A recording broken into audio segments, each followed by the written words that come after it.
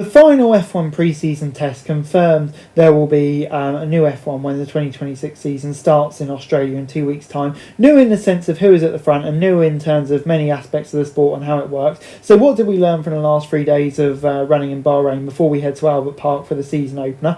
Ferrari's Charles Leclerc ended the test with a single fastest lap time in an emphatic way, over 8 tenths of a second quicker than the next best time set by Kimi Antonelli. Headline times in testing are usually not the place to look to gauge the competitive order, but this did reflect the picture in one important way. Mercedes and Ferrari are in the best shape going into the new season.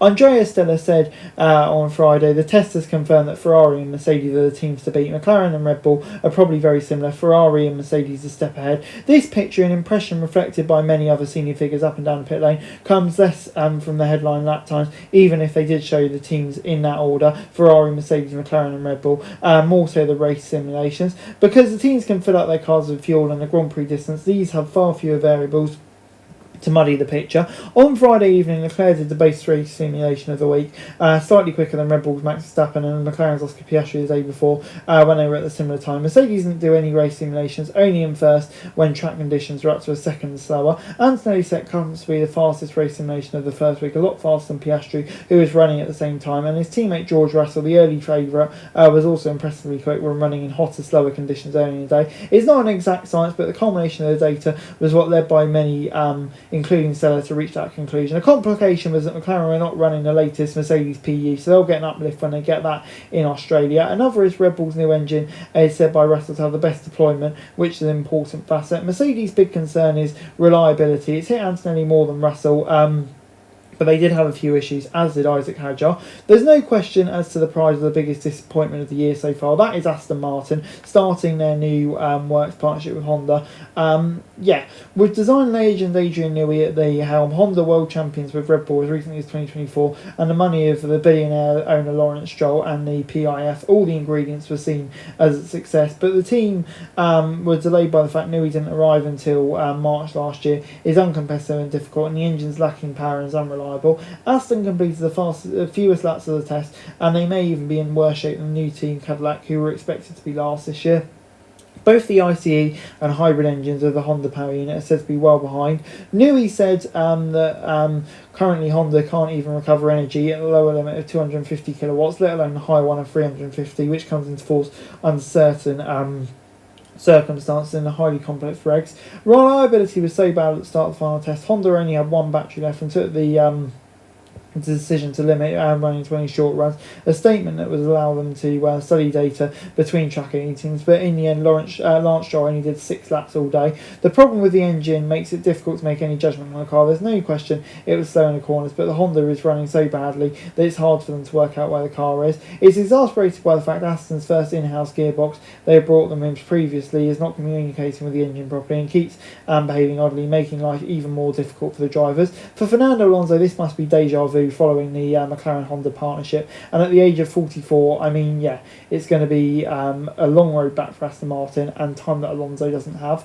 Though for Alpine, while all the teams are reluctant to say exactly where they think, the top of the midfield seems to have feature Alpine. Among the midfield rivals, they finished last season last, but by the biggest ever margin, partly because they devoted extremely limited resource. They switched to Mercedes PU following the end of their works engine, and there's some debate whether they or Haas are in the best shape, but either way, they're in there. And Racing Bulls also as well. Amongst midfield teams, Williams seems to be the biggest losers. Their car is overweight. They finished 5th last year and were expecting to use these new rules as a launch pad, but so far it hasn't. Audi, which has taken over Sauber's for this season, is expected to have difficulties, but they appear to be in decent shape and have been quietly impressive in the midfield context and could well be ahead of Williams, even if a long way from their ultimate ambitions. The leading drivers have all at various stages expressed dissatisfaction with the cars. They feature a near 50-50 split between the ICE and electrical components. With the amount of hybrid power increase threefold, a component of the engine helped recover energy removed, and the batteries more or less the same size as later year.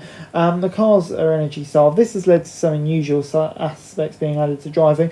These include not going flat out in the run up to the start of a qualifying lap, taking corners in higher gears, and for lap time to keep the turbo spinning, lifting and coasting qualifying, and even not going flat out by the end of the quali lap because it's more time effective. At some circuits there'll be a lot more energy required. These include recovering while at full throttle, known as the C-plick, and lifting and coasting, as well as standard method during braking. Albert Park's one of these poor energy circuits. For a purist it's not ideal, but F1 kind of entering the modern era. Behind the scenes there are multiple discussions going on about how drivers can get maybe happy with the regulations. However, having seen the cars on track, I mean, yeah, they don't look too bad. They're smaller and have less downforce, so they slide more. Many of the fast corners were rendered bends in straights by last year's car, will now become a challenge again. So yeah, they will be a challenge. And I think in some ways they are quite enjoyable to watch. Off track, the main focus has been over the engine compression ratios. It's split with Mercedes versus the rest. With this, and it looks like both will end up being right. Why have Mercedes been targeted? Because their rivals believe that they have found a way of exploiting the rule, restricting the compression ratio, which limit between two extremes of the piston stroke to 16:1. The rules dictate it's measured at ambient temperatures. Typically, compression ratio reduces when engine heat up, and the belief was Mercedes have found a way of using materials to limit that loss. Their rivals have been pushing for a rule that makes it measure it at higher temperatures in hope of reducing it. This could have allowed them to set their ambient temperature compression ratio higher than 16:1. If they measure it at a lower temperature. Governing body FIA have proposed a compromise whereby the ratio is measured at both ambient temperature around 130 degrees. As this does not achieve the aim Mercedes opponents wanted, their signs or other companies may even vote against the proposal and come up with their own campaign. Even if it passes, it seems like it will make little difference. The other thing that's much harder this year is getting off the line. There were safety concerns, especially the risk of the car being stowed away, but these were largely assumed by a start line procedure that was trialled at the test, which gives drivers more time to get the turbo spinning at the optimum. On the face of it, the Ferrari engine cars seem to have an advantage, rocketing past rivals, but Alex Albon says, I don't think you really seen what's going to happen. You've got drivers that are finishing long runs, going into a practice start on high mileage that's already gone, so this has been chaos, and there's been some getting good starts and some others. And yeah, the data says that Mercedes engine teams of the block had the best start on average. They were ranked in 4 of the top 5 places, followed by Ferrari power cars.